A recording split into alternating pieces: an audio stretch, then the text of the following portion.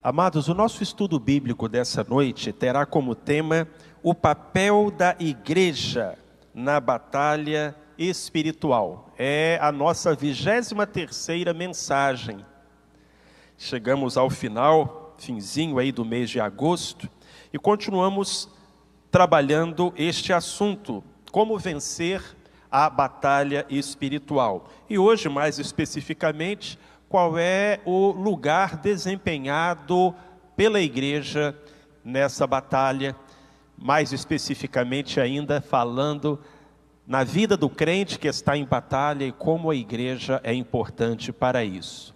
Gosto da história da vovozinha que foi ao médico e ela estava passando por alguns problemas de saúde. No final da consulta, o doutor disse a ela: olha, a senhora vai ter que ficar em repouso absoluto 3 meses sem sair de casa. E aquela senhora respondeu espantada: doutor, 3 meses sem ir a lugar nenhum, sem sair de casa? E a minha igreja? O médico, que não era um homem muito religioso, respondeu: ora essa, a sua igreja pode muito bem passar sem a senhora. E a vovozinha respondeu: eu sei, eu é que não posso passar sem a minha igreja. Infelizmente, queridos, há cada vez menos pessoas pensando assim. Há muitos que têm trocado a casa de Deus, a companhia dos irmãos, a oportunidade de ouvir lindos louvores como este, por outras experiências reais, virtuais, mas não espirituais. A igreja não é um luxo, a igreja é uma necessidade. Para o crente, a igreja não é uma opção, a igreja é um compromisso. E a igreja desempenha um papel importantíssimo na vida de qualquer homem ou mulher que deseja enfrentar e vencer as lutas espirituais. Então fique aí com a sua Bíblia a postos, a caneta na mão, para nós vermos o que a palavra do Senhor nos diz sobre este assunto tão importante. Nós vamos começar lembrando que a igreja é o exército de Deus. A própria certidão de nascimento da igreja, lá em Mateus capítulo 16, está associada ao conflito espiritual. Quando Jesus usou pela primeira vez em toda a Bíblia a palavra igreja, e a igreja nasce dos lábios de Jesus, a palavra pela primeira vez é pronunciada na Bíblia dos lábios de Jesus. Igreja não é invenção de homens, igreja é criação de Deus, é instituição divina, é obra de Jesus.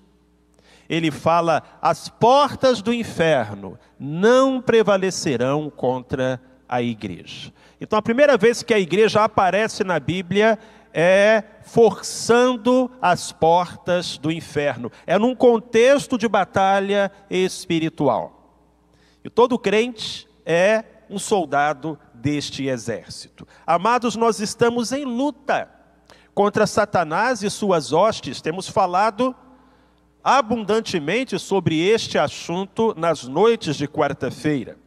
A própria existência da igreja, como eu disse, está ligada à batalha espiritual desde a sua origem, a sua certidão de nascimento. A missão da igreja é impedir o avanço do reino das trevas e é avançar contra as portas do inferno, arrombá-las e libertar os seus cativos. A igreja é o exército de Deus. E nós, membros da igreja, precisamos despertar para o fato de que somos soldados, alistados pelo Rei dos Reis, e precisamos estar dispostos para a batalha. Mark Bubeck é autor desse pensamento.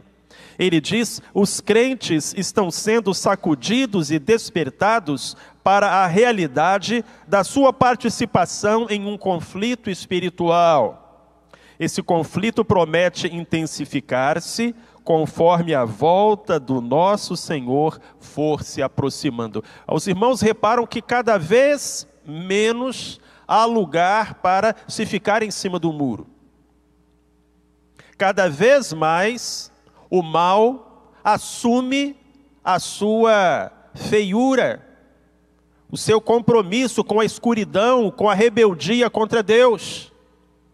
Mas em compensação, cada vez mais também os servos e servas de Deus se posicionam para ser sal e ser luz. O hino 415 do cantor cristão diz na sua letra, começa na primeira estrofe: minha alma alerta vai, eis inimigos mil, de Satanás a hoste sai com assombroso ardil.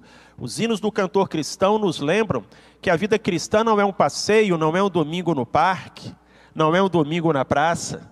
A vida cristã é um conflito, é uma luta, é uma batalha. Nós descansaremos depois de transpormos os umbrais da glória, mas até lá, meus irmãos e minhas irmãs, a vida do crente é vida de luta. Fazemos parte do exército de Deus. Há algumas passagens significativas sobre isso, todas no Velho Testamento. Eu queria comentá-las com você. Uma passagem que chama a minha atenção é Gênesis 32, versículos 1 e 2, quando Jacó se despediu de Labão e agora precisava enfrentar Esaú. A Bíblia diz: Jacó também seguiu o seu caminho e encontraram-no os anjos de Deus. Quando Jacó os viu, disse: este é o exército de Deus, e chamou a aquele lugar Maanaim. Deus certamente concedeu aquela visão a Jacó, porque Jacó estava muito aflito, ele precisava se encontrar com Esaú, e as expectativas de Jacó não eram boas. Ter uma visão dos anjos certamente acalentaria o coração daquele servo de Deus. Quando Jacó viu os anjos, disse: este é o exército de Deus. Ele enxergou os anjos como guerreiros, soldados, destacados por Deus para proteger a ele e a sua família. Mas o que eu acho curioso é o que vem depois. A Bíblia diz que ele chamou aquele lugar de Maanaim. E Maanaim é uma palavra hebraica que significa dois exércitos, ou dois acampamentos. E por que eu acho curiosa essa fala do Jacó? Porque um exército, está claro no texto, é o exército dos anjos. Onde está o outro?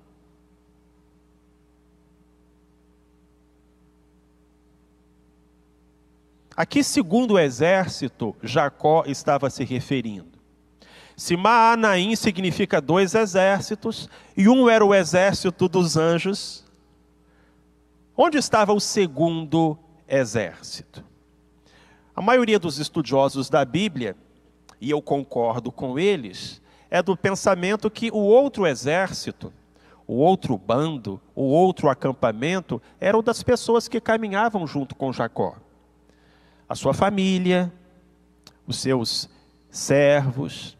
Então Jacó pensou: eu tenho a me proteger um exército de anjos e um exército de gente. Na vida do cristão não é diferente. Nós temos dois exércitos velando por nós: um exército de anjos e um exército de irmãos e irmãs em Cristo Jesus. Precisamos nos valer desses dois exércitos para enfrentar os momentos perigosos da vida e sermos não apenas poupados, mas vitoriosos. Salmo 68, versículo 11. Aqui se faz uma menção ao pelotão de Deus, à companhia de Deus. Salmo 68, versículo 11. O Senhor proclama a palavra. Grande é a companhia dos que anunciam as boas novas. Gosto dessa imagem pintada diante dos nossos olhos com o pincel das palavras pelo autor do livro de Salmos. A igreja como uma companhia, um exército, um pelotão que faz o quê? Anuncia as boas novas. É uma imagem muito bonita.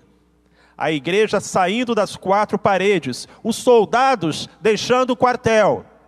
e indo para as ruas, entrando nas casas, subindo os morros, adentrando os mangues, indo aonde as pessoas precisam ouvir da palavra do Senhor, das boas novas. Então este é o exército de Deus, que marchando vai, levando a santa palavra do Senhor.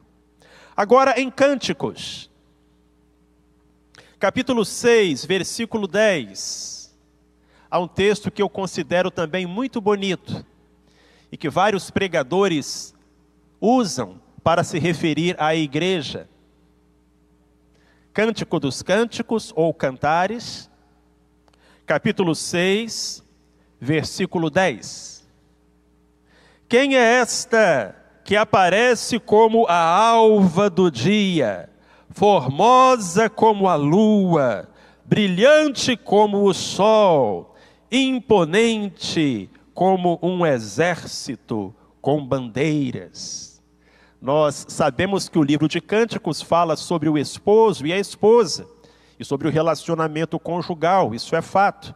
Mas nós sabemos também que na Bíblia o esposo é símbolo de Cristo, e a esposa é símbolo da igreja.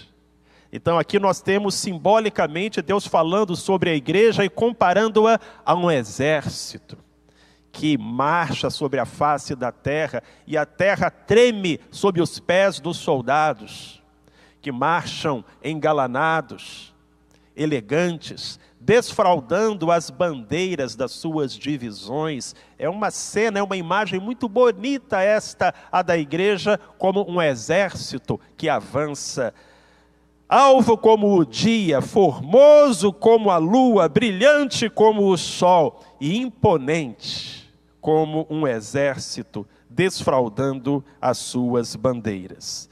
E eu quero terminar com Joel, capítulo 2, versículo 11, por favor. Joel é um daqueles livros difíceis de achar, pequenininhos, um dos profetas menores. Mas acredite, a sua Bíblia tem Joel. Procura aí que você acha. Joel, capítulo 2, versículo 11. E o Senhor levanta a voz diante do seu exército, porque muito grande é o seu arraial, e poderoso é quem executa a sua ordem. Pois o dia do Senhor é grande e muito terrível, e quem o poderá suportar? Mais uma imagem militar colocada diante dos nossos olhos. Deus levantando a voz diante do seu exército. Grande é o arraial do Senhor, e poderoso é quem executa a sua ordem. Vamos então gravar essa imagem na nossa memória, na nossa mente, no nosso coração. A igreja como um exército. A igreja não está em fuga, a igreja não está encurralada, a igreja está marchando sobre a terra, seguindo um general que nunca foi derrotado, o Senhor Jesus. Unidos à igreja, irmãos, mantemos viva a chama da fé. Todos sabemos que a brasa fora da fogueira rapidamente se apaga. O crente que para de congregar esfria espiritualmente. Para mantermos a nossa saúde espiritual, temos que fazer parte de uma comunidade de fé.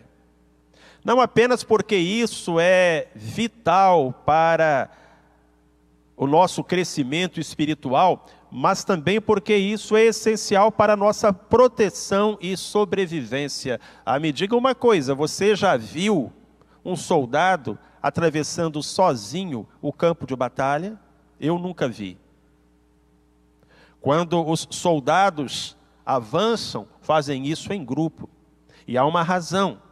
Um soldado atravessando sozinho o campo de batalha é alvo fácil para o inimigo. Bem, um crente que não congrega é alvo fácil para os ataques de Satanás.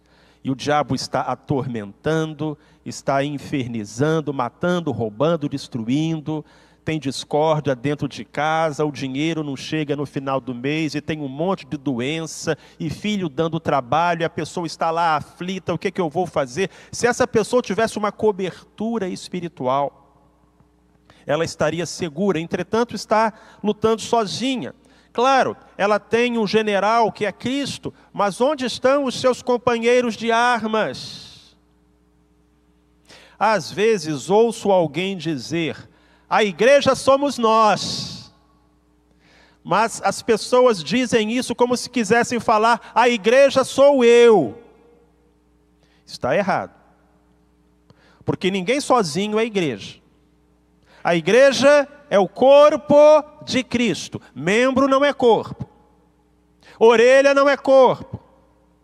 Perna não é corpo.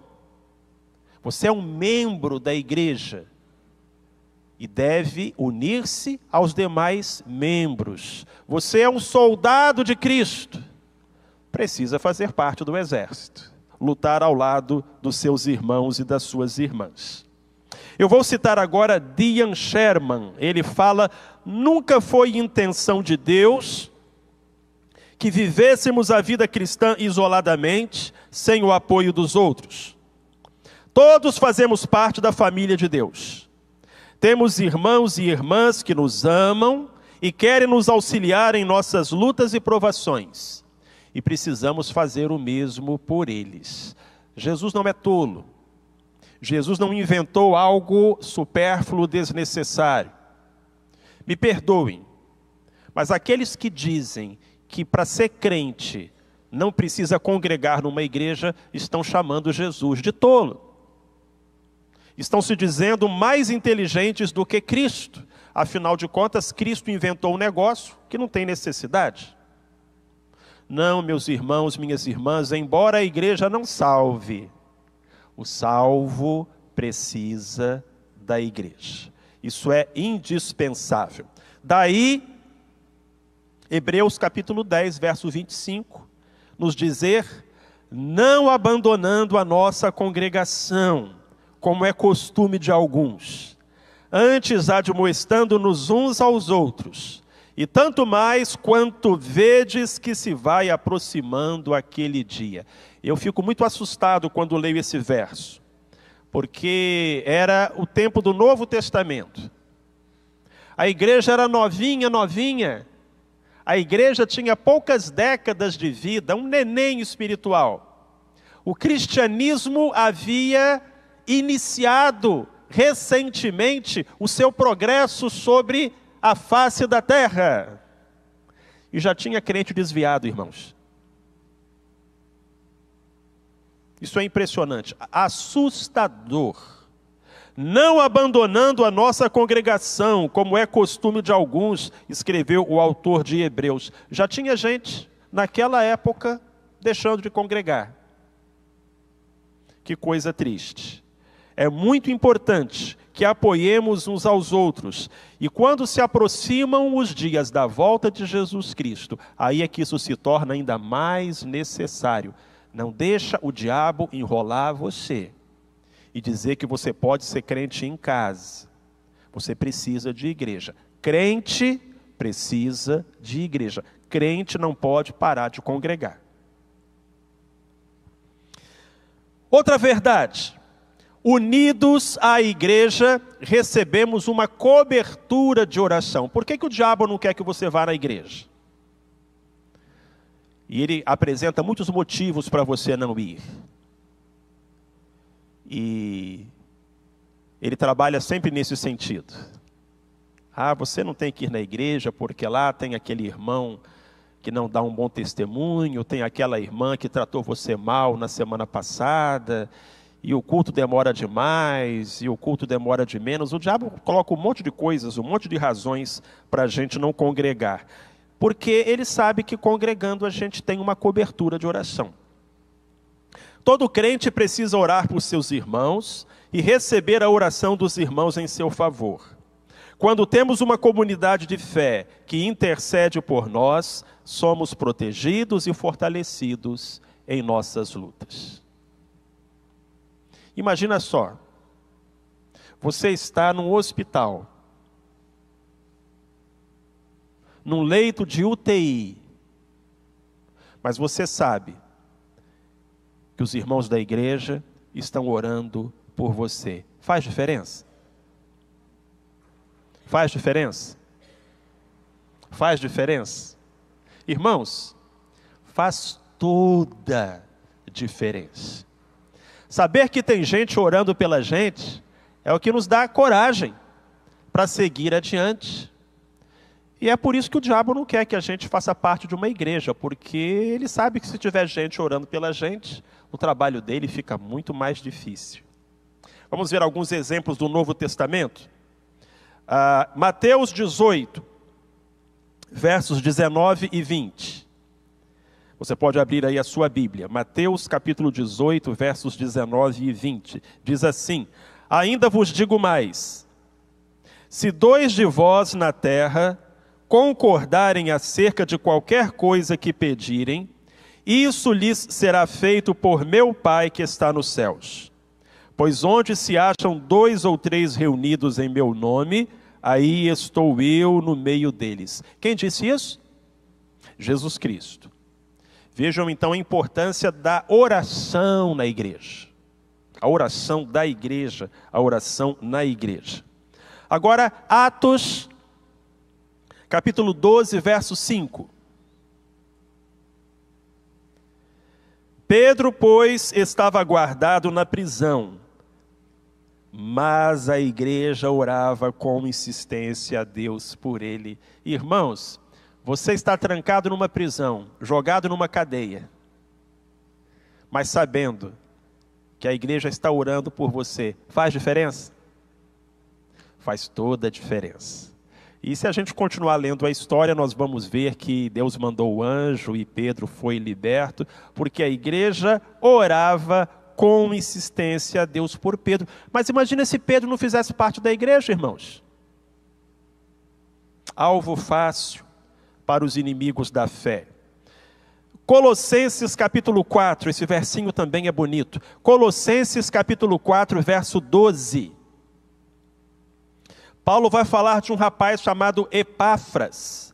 E ele está escrevendo então lá para os Colossenses e ele diz: saúda-vos Epáfras, que é um de vós, servo de Cristo Jesus, e que sempre luta por vós nas suas orações, para que permaneçais perfeitos e plenamente seguros em toda a vontade de Deus. Colossenses 4:12. Gosto dessa expressão. Sempre luta por vós nas suas orações. Você já pensou na oração como uma luta? Você já sentiu a oração como uma luta? Você com seus joelhos colocados no chão, as lágrimas escorrendo no seu rosto, e você ali batalhando em oração por um filho, por um casamento, por um enfermo, por um irmão. Amados, oração é luta. Aqui nós temos alguém agonizando. Aí eu me lembro de Jesus orando lá no Monte das Oliveiras e o suor se transformando em sangue descendo, lutando em oração. Pai, me ajuda a fazer a tua vontade. Epáfras era desses. Epáfras lutava em oração pelos irmãos. Ah, pastor Marcelo, eu não tenho cargo nenhum na igreja, eu não tenho dom, não tenho talento, não tenho saúde, não posso fazer nada, sou inútil. Ó, isso aí é mentira de Satanás para enganar você. Porque você pode orar pelos irmãos da igreja. E esse é o trabalho mais importante de todos. Lutar em oração. Epáfras fazia isso. Há um texto de Russell Elliott. Ele diz: existe um princípio divino relacionado à oração que percorre toda a Escritura Sagrada. E esse princípio é o seguinte: Deus se agrada em unir a si o seu povo em qualquer coisa que vai fazer. Primeiro, ele os leva a orar, e então realiza os seus intentos em resposta às orações. E isso é tão bonito. Toda vez que Deus pensa assim, vou fazer um milagre, Qual é a primeira providência que ele toma? Desperta alguém para orar. Todo milagre é a resposta de uma oração. Como somos abençoados? Pelas orações em nosso favor. Quem aqui já foi abençoado pela oração da igreja em favor da sua vida? Somos gratos a Deus por isso. E somos gratos aos irmãos que nunca nos abandonam, lutam por nós em oração. Graças a Deus. Para terminar, unidos à igreja, damos testemunho de Cristo. É por meio da igreja, amados, que a sabedoria de Deus se torna conhecida. A igreja testemunha do poder de Deus aos homens, aos anjos e até aos demônios. Quem nos ensina isso é o apóstolo Paulo, em Efésios capítulo 3, versículo 10. Eu já disse para você que Efésios é o manual de batalha espiritual da Bíblia. Porque Éfeso era a capital romana da feitiçaria. Os crentes lá de Éfeso cortavam um dobrado, enfrentando os feiticeiros, os bruxos, e o apóstolo Paulo então fala muito sobre batalha espiritual na sua carta aos Efésios. E em Efésios capítulo 3, versículo 10, ele diz: para que agora a multiforme sabedoria de Deus seja manifestada por meio da igreja, aos principados e potestades nas regiões celestes. Amados, isso aqui é tremendo. Porque começa dizendo que a sabedoria de Deus é revelada através da igreja. A multiforme sabedoria de Deus é manifestada através da igreja. A gente pensa que Deus manifesta a sua sabedoria através dos átomos e dos elétrons e das leis da física. A gente pensa que Deus manifesta a sua sabedoria através das estrelas e das órbitas dos planetas.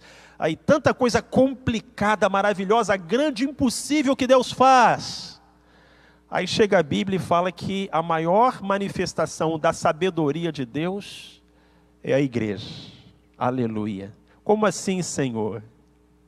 Nós, humanos, imperfeitos, limitados, pois é, Deus nos coloca juntos. E o que tinha tudo para dar errado, dá certo. E Deus manifesta a sua sabedoria. Mas manifesta para quem? Aí é que é o detalhe. Aos principados e potestades nas regiões celestes. Quando a Bíblia fala de principados e potestades, pode estar falando de três coisas. Primeiro, autoridades humanas. Um rei, um governador, um príncipe. Não é o caso aqui. Porque está dizendo que é nas regiões celestes. A segunda maneira como a Bíblia usa essa expressão é para falar dos anjos, que tem as suas hierarquias. Tem o anjo, tem o arcanjo. Mas, em Efésios, geralmente quando a Bíblia fala de principados e potestades, está falando de anjos caídos, que também se organizam, também têm a sua hierarquia. Em Efésios capítulo 6, na famosa passagem da armadura de Deus, o apóstolo Paulo diz que a nossa luta é contra os principados e potestades, contra as hostes espirituais da maldade nos lugares celestiais. Não está falando do céu, casa de Deus, está falando do céu, atmosfera, em volta do mundo. A ideia aqui é que os demônios ficam arrevoando à nossa volta.